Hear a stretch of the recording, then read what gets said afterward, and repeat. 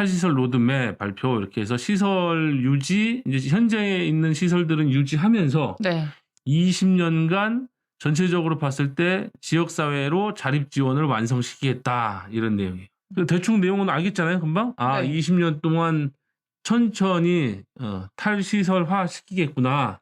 로드맵과 권리보장법을 제정시키고, 그러니까 지금 당장 뭐가 막 다 인프라가 완성된 건 아니거든요. 네. 그러니까 앞으로 해야 될 일들은 법률도 만들어야 되고, 인프라도 만들어야 되고, 당장 탈시설을 하면 네. 필요할 게 뭐가 있을까요? 자립할 수 있는 거주지라든지. 그렇지, 그렇지. 일단 거주지. 집부터 있어야. 그렇죠. 것 집부터 있어야 되고요. 네. 집에서 생활하면서 들어가는 필요한- 자기의 돈 같은 게 네. 있지 않습니까? 그러니까 연금도 더 상액을 해서 네. 지낼 수 있는 돈도 있어야 되고, 네. 그다음에 주거 안에서 이제 우리가 생활하면서 음식도 먹고 해야 되니까 그런 돌봄에 관한 부분들, 네. 그다음에 의료적인 부분들, 네. 이런 것들이 다 완성이 되면 돼야 될 텐데 그게 다 완성되고 하기에는 너무 늦으니까 일단 그것들을 이렇게 20년 동안 마련해 나가겠다 하는 로드맵을 마련한 거죠. 그리고 이제 그게 복지법 개정을 하면서 방향을 확정하겠다 이렇게 이제 얘기를 했어요. 네. 그래서 22년부터 24년까지 3년 동안은 시범 사업을 하고 25년부터 매년 740명씩 자립 지원을 하겠다. 네. 네. 그래서 41년에 완성하겠다 하는 내용이고요. 거주 시설은 이제 신규로는 개소를 이제 안 시킨다는 거죠. 지금은 이제 대형 거주 시설이 많이 있고 네. 소형 거주 시설도 있고 또 단기도 있고 공동생활 가정도 있고 다양한 형태의 장애인 거주 시설들이 있는데 일단 기본적으로는 신규 시설을 안 만들겠다. 그러니까 자연적으로 점점 없어지겠죠, 이제. 신규를 네. 안 만드니까. 그렇게 하고 문제가 되는 시설들이 많이 있었잖아요. 네. 특히나 이제 인권 침해 부분이 그런 부분들은 발견되는 즉시 그냥 원 스트라이크 아웃으로 폐쇄 조치시키겠다. 그러면 이제 줄어들겠죠. 네. 자, 정부에서 말하는 탈시설부터 그럼 한번 조금 더 내용을 좀 보면 네. 장애인 탈시설 지원 이렇게 이제 얘기했잖아요. 네. 그래서 이 반대를 하고 욕을 먹고 있는 부분인데 장애인 탈시설 이렇게 한 게 아니라 네. 탈시설 지원 이렇게 얘기한 거예요. 네. 그러니까 뭔가 약간 그런 거지. 도움 이제 받아야 되는. 정부가 다 이렇게 하겠다는 것도 아니고 탈시설을 지원하겠다. 네. 하고 싶은 사람이 있으면 내가 좀 도와줄게. 네. 그러니까 이거 국가 주도적인 내용이 약간 아니잖아요. 네. 그래서 탈시설 지원 이렇게 얘기를 하고 있고, 그래서 장애인이 자신의 주거를 선택할 권리, 네. 그다음에 지역사회와 더불어 자립할 권리. 근데 이제 이 권리 차원에서 보는 게 아니라 살아갈 수 있도록 뭐 이런 여러 가지들을 지원하겠다 이렇게 하니까 이거는 탈시설에 대한 국가의 전면적인 책임을 얘기하지도 않고 아주 적극적이지도 않고 선생님 얘기한 것처럼 뭐 약간 중간에 이도저도 아닌 상황으로 네. 하는 거 아니냐 이런 비판도 하고 있어요. 그러니까 사실은 이게 엄청난 예산과 좋죠. 몇백 명은 지원해 준다는 건 좋은데. 좋은데. 누군 하고 누군 안 하고. 그렇죠. 누군 하고 누군 안 하고. 네. 그다음에 전부 다 시키겠다는 것도 아니고 네. 이도저도 아니게 일은 하고 욕은 먹고 네. 약간 이런 상황이 됐는데 그런 것에 고민은 알 것도 같아요. 담당자 네. 입장에서는. 네. 그래서 저쪽에 아까 얘기한 것처럼 반대하는 입장도 격렬하게 있으니까 자, 그래서 추진 원칙은 지원 대상은 뭐 이렇게 당사자 중심으로 하겠다는 거고 탈시설 지원에선 지역사회 독립생활이 가능한 주거, 네. 그다음에 복지 서비스 합쳤다. 네. 복지 서비스 아까 말한 거 뭐뭐 있었다고 그랬어요. 복지 서비스요? 주거를 일단 있어야 될 테고. 네, 뭐 활동 보조라든지 그렇죠. 지원 체계를 강화하겠다. 그런 것들을 하겠다 얘기했죠. 그다음에 시설 변환. 그래서 시설들 좀 없앤다. 없애고 소규모로 그럼 한다. 지금 있는 시설들을 어떻게 할 거냐 이 얘기죠, 이제. 네. 큰 규모의 시설들은 어떻게 할 거냐. 네. 그럼 이 시설을 거점 시설로 만들겠다 그 얘기. 그래서 큰 시설이 자, 니들이 주도적으로 이렇게 탈시설하는 지원 센터 말하자면 네. 그런 개념처럼 하는 거점 센터의 역할을 하도록 변환시키겠다 이렇게 네. 얘기를 하게 하죠. 점점 더 좋아지지 않을까요? 일단 그러니까요. 이렇게 지원해준다고 했으면은 지원을 해보고 문제점을 더 파악하실 수 있고 그게 더 강화되고 그러지 않을까 그렇죠. 생각됩니다. 근데 이제 여기서 네. 어떤 부분에서 저기 있냐면 선생님 말한 그 대사에서도 지원해준다고 했으면 되게 좋아지지 않을까요? 이제 이렇게. 근데 이제 이게 권리라는 개념에서 보면 좀 반하는 개념이에요. 자, 봐봐. 탈시설을 한다는 건 탈시설을 시켜준다는 개념이 아니잖아요. 시켜준다는 건 더 절대적인 권한을 가진 사람이 위에서 네. 시혜적인 의미로 이걸 너한테 니들이 불쌍하니까 이렇게 해줄게. 네. 시혜적 의미란 말이에요. 네. 근데 장애인이 탈시사를 하는 건 보살핌을 받아야 되는 것이에요? 아니란 말이지. 보살핌을 받으려고 시설에 있는 게 아니다. 네. 나는 온전한 하나의 인간으로서 이제 내 권리를 이제 내 권리를 찾고 지역사회에서 당당한 하나의 인간으로서 살겠다라고 네. 권리를 얘기하는 거지 말이지. 네. 그러면 그 탈시설은 권리지.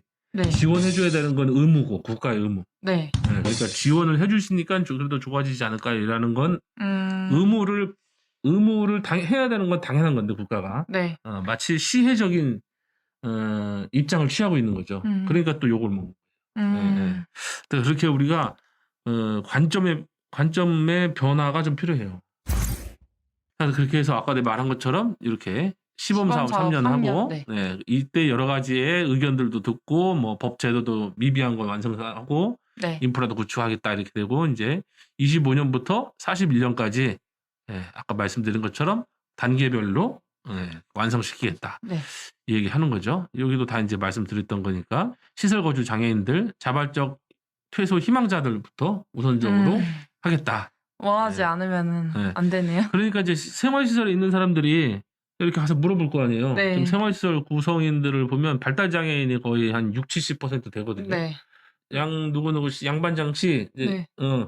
나가서 탈시설 할래요? 네. 물어보면 뭐라고 할까요? 어디서요? 뭐 이런 거 물어보잖아요. 그렇죠. 네. 하겠다는 사람도 있겠지만 안 하겠다는 사람들이 더 많죠. 네. 그 왜 그런 것 같아요? 나 같아도 일단 환경부터가 달라지면 두려움이 있을 수 있고 내가 잘 살 수 있을까? 그러니까. 여기서 충분히 잘 살았는데 네네네. 새로운 도전한다는 게 결코 쉽지만은 않은 것 같아요. 그러니까 네. 더 좋은 환경으로 간다고 하더라도 어쨌든 지금 있는 환경에서 변화된다는 거는 많은 스트레스를 갖고 오는 거니까. 네. 그리고 그게 이제 불안해지잖아요. 네. 더 잘 좋아질지 안 좋아질지도 알 수가 없고. 그러니까 그런 사람들 같은 경우에는 물어보는 게 어떻게 보면 무의미할 수도 있고 네. 사실은 그렇게 잘 된 모델들을 아직 보지도 못했고 네. 그러니까 보여주고 교육시키고 권리를 본인이 요구할 수 있게끔 교육이 되고 네. 뭐 이런 것들이 있는 상태로 물어보는 게 올바르겠죠. 네. 그래서 그런 부분들이 아직도 이제 좀 있는 것 같아. 그 다음에는 공동생활 과정은 아까 말씀드린 것처럼 거주자 중심의 주거 환경으로 바꾸겠다라는 거고, 그러면 이제 아직 들어오고 싶은데 못 들어온 입소대기 장애인들도 엄청 많단 말이에요. 그렇죠. 이런 사람들 어떻게 할 거냐 그러면 라고 하는데, 이런 분들 같은 경우에는 아까 말한 것처럼 주거 돌봄 의료를 통합 연계해서 지역사회 내에서 생활을 할 수 있도록 이제 만들어가겠다. 그러니까 아예 시설에 안 들어온 상황을 만들겠다. 이렇게 얘기는 하는 거예요. 그 반대하는 사람들은 왜 반대를 하고 또 찬성했던 사람들도 여러 가지 다양한 의견이 왜 나올까? 일단은 먼저 한번 보시면, 자, 한국장애계 한국정부에 대해서 CRPD에 부합하는 탈시설 정책을 펼쳐야 된다라고 2일날 긴급성명을 발표를 했대요. 그러니까 2일날 보건복지부에서 탈시설 로드맵을 발표하겠다 하니까 이제 정부 압박용 그 시위를 한 거죠. 그래서 원래 이제 한 10여 년이 넘게 탈시설을 해야 된다고 장애계에서 계속 운동을 해왔거든요. 이분들이 원하는 어떤 그 법령에는 10년 안쪽으로 탈시설을 완성하고 더 많은 내용의 인프라를 만든다든가 아니면 활동 보정 시간도 더 확대를 시키고 이런 내용들을 담고 있었는데, 본인들이 원하는 바에 부실하니까 이렇게 이제 데모를 하게 된 거죠. 이제 그리고 이게 컨테이너잖아요. 컨테이너 만들고 저 위에 지금 두 분이 올라가서 지금 5일 동안 릴레이 어떤 투쟁을 벌이고 있는 내용입니다. 저 분들은 이제 무슨 얘기를 하는 거냐? 탈시설 로드맵은 장애인 권리 협약에 근거해야 된다. 국제적인 단체들까지 해서 한 목소리를 내서 이제 긴급 성명을 발표한 거예요. 주요한 내용들을 보시면 뭐냐면, 지금 이제 탈시설을 장애인의 기본 권리로 인정해라 하는 내용이고, 시설 소규모화, 시설 개선 등의 기만적인 시설 유지 방안은 탈시설이 아니다. 근데 이제 이 탈시설 로드맵 안에는 아까 말씀드린 것처럼, 그러면 지금까지 있던 대형 시설들이 어떻게 되느냐? 하루아침에 다 없어지느냐? 그렇지 않단 말이죠. 점차적으로 그 안에 있는 사람들이 자기 의사에 표현해서 나는 탈시설을 하겠어요. 라고 하는 분들이 이제 우리가 그때 설문을 해보니까 네. 한 40% 정도 됐거든요. 네. 예, 그분들을 우선적으로 탈시설 하겠다. 그것도 이제 3년 시범 사업 이후에 연간 이제 740명씩 그렇게 되면 이제 그 시설을 소규모화 시켜 나가겠다는 거죠. 네. 예, 그리고 공동생활 과정도 거주자가 우선하는 거주 시설로 만들겠다. 네. 이런 내용인데 그러면 결국은 큰 이건 데만 사는 거 아니에요? 아니 이제 큰 데가 없어진다는 큰 데가 점점 작아지고 네. 아니면 큰 작은 데가 이렇게 데는 아예 분업하는 거지. 없어지고.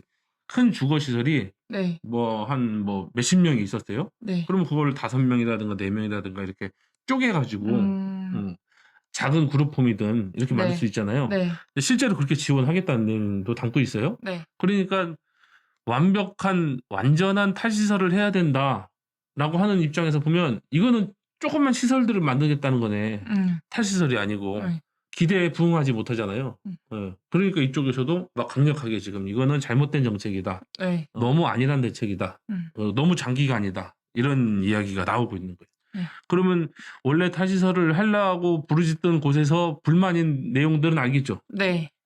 저 현수막 문구가 하나 좀 눈에 자꾸 잡히는 게 네, 뭐가 잡혀요? 발달장애인 하루 최대 24시간 지원 체계를 구축하라. 그렇죠. 말 그대로 그런 탈시설만 하는 게 아니라 이 사람은 하루 종일 할 수 있는 지원 체계가 잘 안 잡혀 있다라고 말씀하시는 것 같아서. 그렇죠. 그게 완성되지 않으면 시설을 사실상 어려우니까. 네. 그리고 우리가 그전에도 다뤘지만 중증장애인 같은 경우에는 네. 목욕탕에 목욕하러 물 받아놓고 목욕하러 들어갔다가 네. 옆에 있는 사람이 아무도 없으면 자칫하면 그 물에 빠져서 네. 호흡을 할 수 없는 위험한 상황까지 갈 수도 있고 네. 아니면 뭐 밥을 해 먹으려고 가스불을 틀다가도 그 끓고 있는 물이 떨어질 수도 있고 네. 등등의 아주 그 일상생활에서의 위험도 굉장히 존재하잖아요. 케어하는 사람들이 좀 24시간 붙어 있어야 되는 사람들도 있잖아요. 네. 네, 그걸 완벽하게 보장하지 않으면 탈시설은 실제로 이루어질 수 없다. 뭐 이런 얘기들을 이제 하는 것 같아요. 네.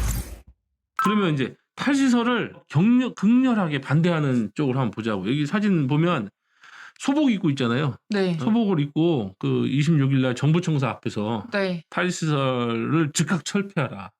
탈시설은 사형 선고. 사형 선고다. 차라리 안락사법을. 그렇죠. 탈시설은 사형 선고다. 차라리 안락사법을 만들어 달라. 이렇게 아주 너무 막 극렬한 문구잖아요. 네.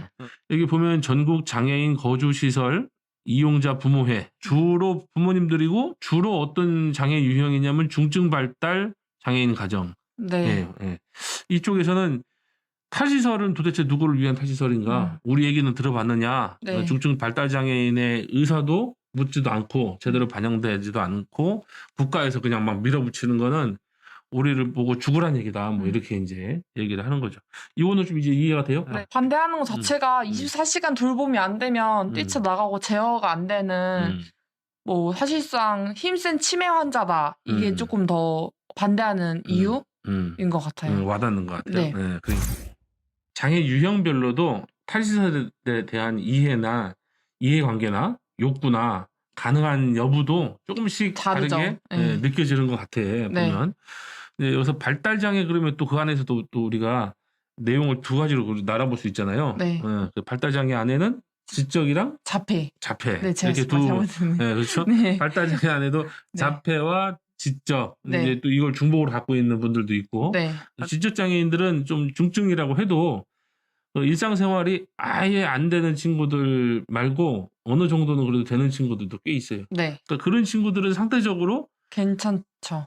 탈시설 하는데 조금만 도와주면 된다 이런 생각을 가질 수 있으니까 탈시설 하면 좋겠다 이런 생각을 하실 수도 있는데 아주 중증, 최중증 특히 자폐, 자폐나 아니면 이제 우리가 소위 말하는 문제 행동이나 도전적 행동 또는 자해 이런 것들이 있어서 본인을 스스로 다치게도 하고 다른 사람을 다치게도 하는 친구들 같은 경우에는 이거 뭐 어떻게 할 거냐 이제 이런 얘기가 나올 수도 있겠죠. 네. 그러니까 어느 정도는 이해가 되는 부분도 있어요. 네. 특히나 이제 부모님들은 나이를 먹으면 상대적으로 힘이 굉장히 세지고 나이를 많이 먹고 몸무게도 저보다 나만큼 커지고 그래 이제 엄마들이 컨트롤을 못 하잖아요.